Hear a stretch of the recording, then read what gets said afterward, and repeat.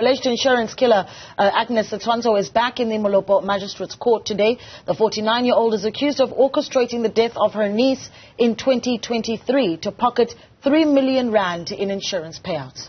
In January, Setshwantsho was denied bail after she failed to produce exceptional circumstances on why she should be released on bail. During the bail proceedings, the state argued that Setshwantsho is a flight risk. However, she told the High Court that through her lawyer that her being in police custody would affect her health as she suffers from chronic cholesterol and diabetes.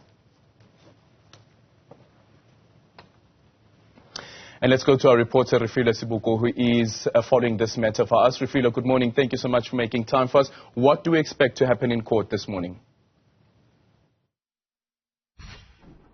Well, what we're expecting to be happening in court this morning, all joined together with our viewers, is the continuation of the bail application hearing. Remember that in January, when the matter was postponed to today, it was to allow further investigations. But we saw that case unfolding with the state and the defense making submissions as to why the defense saying that Setshwantsho should be granted bail, amongst others, she should be able to prepare for trial. But with the state saying that she is a flight risk, but also she has the potential of fiddling with other witnesses in the case. But you remember that there was also an issue of her being a flight risk as she has relatives in Botswana. But in investigations or report that indicates that actually the relatives that are in Botswana is that of her late husband, with the state saying that they are not sure if she would be released on bail when she goes to Botswana.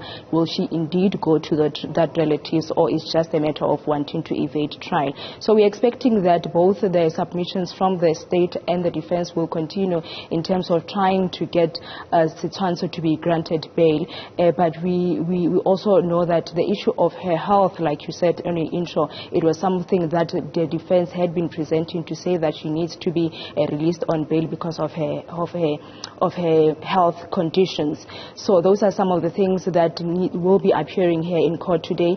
Are we expecting to see new information in terms of, you remember that previously investigating officer Sergeant Keshima Bunda had done an application for the exhumation of other bodies that includes that of the husband, that of the children, so that tests can be conducted into these bodies to find out what was the real cause of death. These are some of the information that is likely to appear or either emerge today here in court, as court proceedings are expected to start at 9 o'clock. Yeah. Just quickly, Refiloe, is it clear as yet in terms of the modus operandi that Setshwantsho used, and what was the tools, what evidence is there to say that this is what she used to actually carry out these alleged murders, but this particular one with the niece as well? Well, the modus operandi, as the state or rather investigation officer Sergeant Keshima Bunda was saying, that she would be registering these insurance policies, and just as she is intending to claim, and then that's where she will strike in terms of allegedly killing these people. The issue of poison also keeps on emerging in these hearings here in the magistrate court, Molopo magistrate court, Aldrin, and in relation to the tests that were done. Do you remember that the sandwich that she said to have given to Bonolo Modisaimang, after the tests that were done, it appeared that it actually had poison.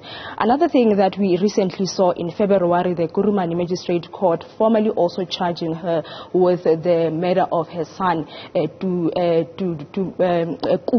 Setshwantsho, who also we understand that he had a beggar on their way back from Cape Town. This is where Kutlo was studying, and he had a beggar that had poison. This is some of the information that has also emerged. So this is what seems to be the modus operandi that of Setshwantsho in terms of allegedly killing her relatives for insurance payouts, and some of the information that keeps on emerging. But we'll hear more in other information that is likely to appear or emerge here in the Molopo Magistrate Court, as both the state and the defense will be making their submissions and hearings in terms of Setshwantsho either being granted bail or not.